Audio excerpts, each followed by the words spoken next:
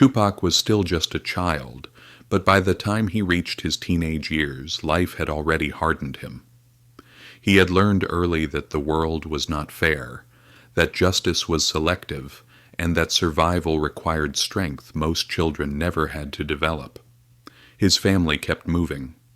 New cities, new schools, new streets. Every time Tupac started to feel safe, everything changed again. Eventually, they landed in Baltimore. For the first time in his life, Tupac entered a place that felt different. Not violent, not loud, not threatening. The Baltimore School for the Arts. It was here that Tupac Shakur shocked everyone. The angry, quiet kid from the streets suddenly transformed. He studied acting, he learned poetry, he practiced ballet. He read Shakespeare. Teachers saw something rare in him, a natural performer, a storyteller. For the first time, Tupac wasn't just surviving, he was expressing himself.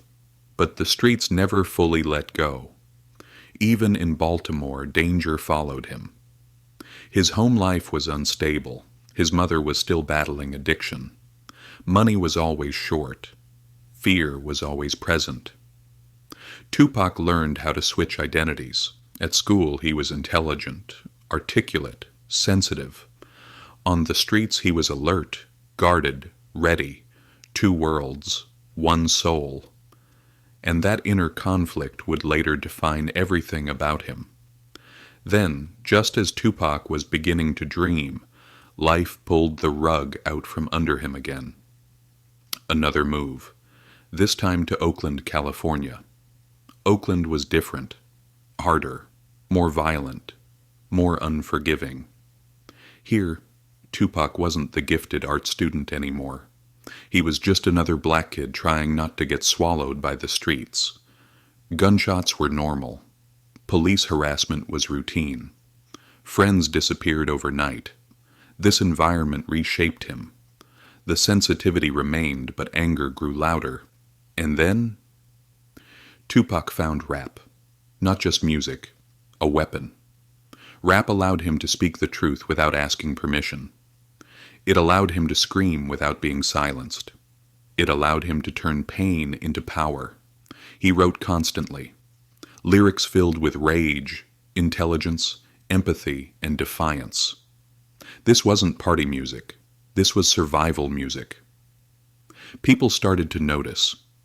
Tupac joined the group Digital Underground as a backup dancer and rapper. At first, no one expected much from him. But once he touched the microphone, everything changed. His voice carried weight. His words felt real. Too real. Unlike others, Tupac didn't rap about fantasies.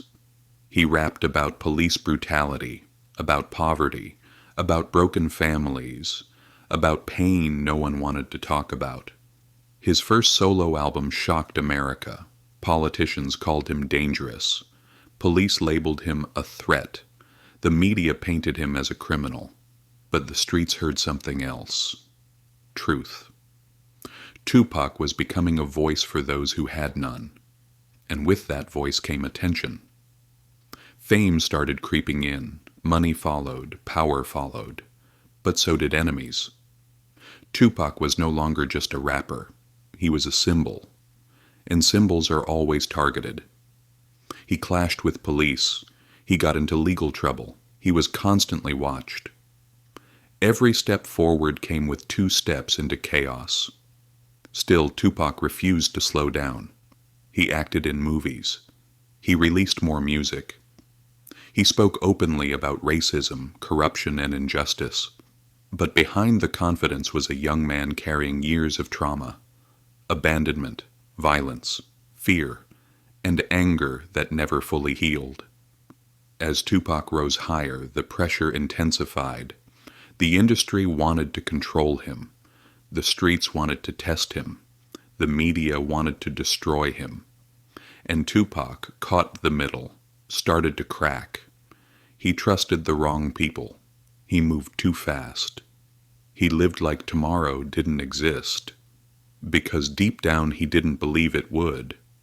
The warning signs were everywhere, lyrics filled with death, interviews where he spoke about not living long, a constant sense of paranoia.